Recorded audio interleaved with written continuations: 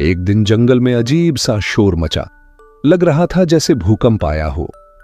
एक पक्षी ने घोंसले से बाहर झांक कर देखा तो सामने एक हाथी पेड़ को जोर जोर से टक्कर मार रहा था।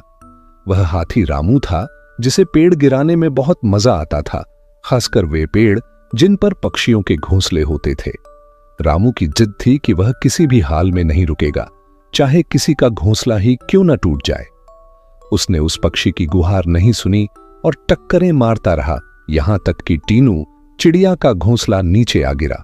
टीनू रोती रही और रामू हंसते हुए वहां से चला गया। रामू की शराफत का यह हाल था कि उसने जंगल में सैकड़ों पक्षियों के घोंसले तबाह कर डाले।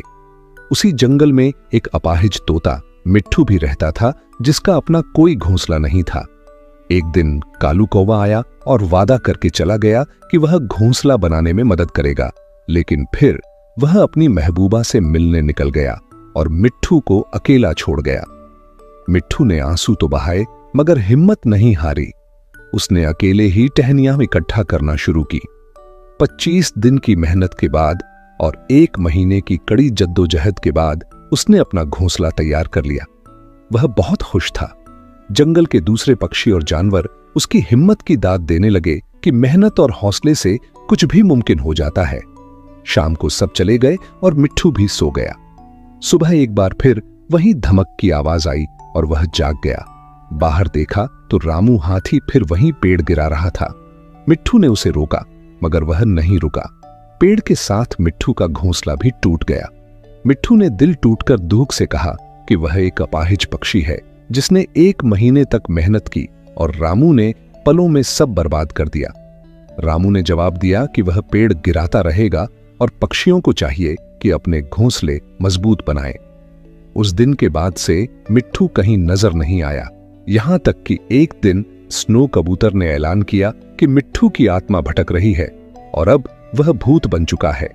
यह खबर जंगल में फैल गई, यहां तक कि रामू हाथी तक पहुंच गई।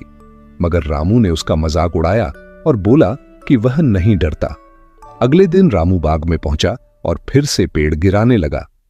सबने उसे रोका कि मिट्ठू की आत्मा उसे माफ नहीं करेगी, मगर वह हंसता रहा और पेड़ गिराने पर तुला रहा। तभी अचानक सबने देखा कि मिट्ठू खुद उसी पेड़ पर आ बैठा है।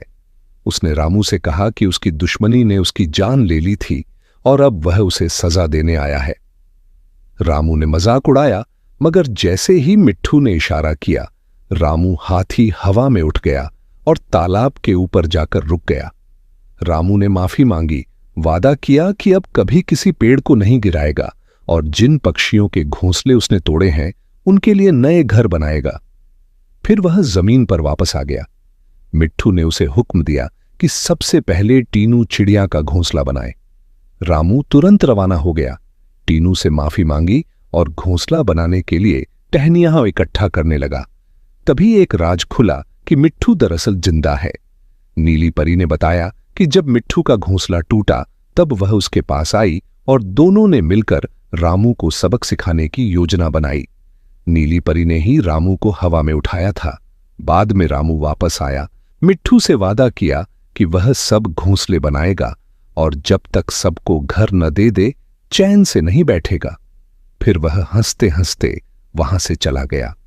सब जानवर मिट्ठू की तारीफ करने लगे और रामू को कभी यह पता न चला कि मिट्ठू दरअसल जिंदा है।